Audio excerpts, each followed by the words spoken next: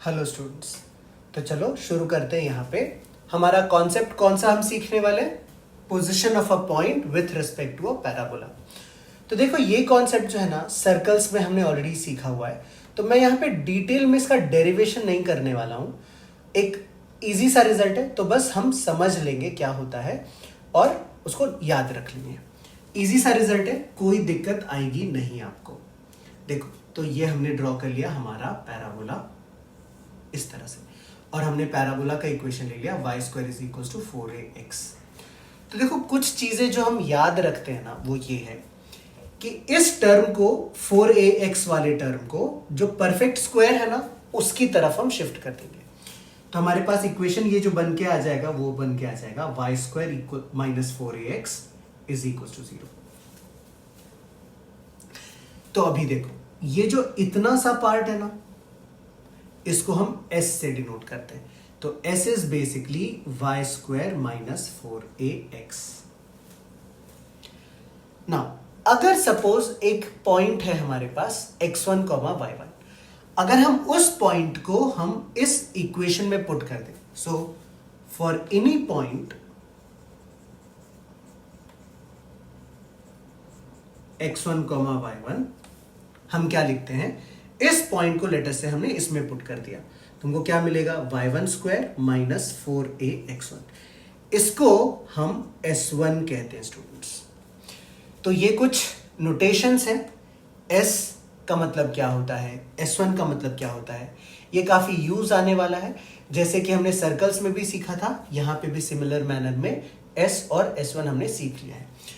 तो हम कैसे पता करते हैं कि कोई पॉइंट पैराबोला के रेस्पेक्ट में कहां पे लाई करता है? देखो अगर मैं 3 पॉइंट मार्क कर लूं,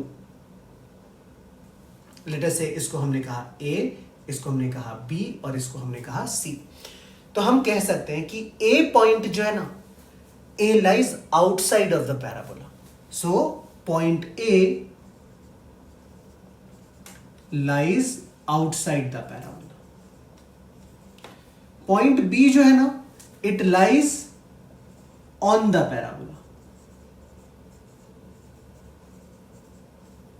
सिमिलरली पॉइंट C जो है वो पॉइंट इनसाइड लाई करता है, it lies inside the parabola. I hope हमको समझ में आ रहा है। तो हम कैसे पता करने वाले हैं कि कौन सा पॉइंट बाहर या फिर कौन सा पॉइंट पैराबोला के इंटीरियर में लाई करता है? तो इसको पता करने का सीधा सा सिंपल सा तरीका है। अगर हमने पॉइंट के कोऑर्डिनेट्स को लेटर से x1, y1 कह दिया ना, तो अगर s1 का वैल्यू ग्रेटर देन 0 आ जाता है, वी से पॉइंट लाइज आउटसाइड। अगर लेटर से हमने कहा s1 का वैल्यू इक्वल टू 0 आ जाता है, तो point lies on the parabola. And if s1 is less than 0, we can say point is inside the parabola. I hope this is clear students. तो एक बहुत ही इजी सा सिंपल सा result है, simple सी understanding है जिसको हम समझ लेते हैं। नाउ इस पे बेस्ड एक छोटा सा एग्जांपल भी देख लेते हैं, सो दैट ये कॉन्सेप्ट एकदम हमारे दिमाग में और दिल में दोनों में अच्छी तरह से बैठ जाता है। तो एग्जांपल क्या है? तो ये एग्जांपल है, let me write down the question. Prove that the point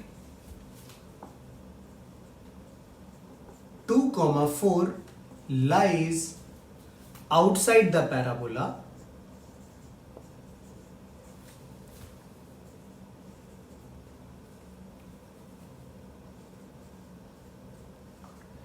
y square is equals to 2x. Simple सा क्वेश्चन है, ये पॉइंट इसके बाहर लाई करता है। तो हमने किया ये, इस टर्म को लाया लेफ्ट और हमने लिखा s क्या हो जाएगा हमारा, y square minus 2x, y square minus 2x। तो s1 क्या हो जाएगा स्टूडेंट्स, जब हम इसमें पॉइंट को पुट कर देंगे तो y की जगह आएगा 4, तो ये आ गया 4 का स्क्वायर माइनस 2 इंटू 2। तो 4 का square is 16 minus 2 into 2 is 4. This is equals to 12 and this certainly is greater than 0. तो हमने क्या डिस्कस किया था, if S1 is greater than 0 This would imply point lies outside the parabola. So this is a very simple example based on position of a point with respect to a parabola. So that is all in this video, students. Keep watching and keep learning.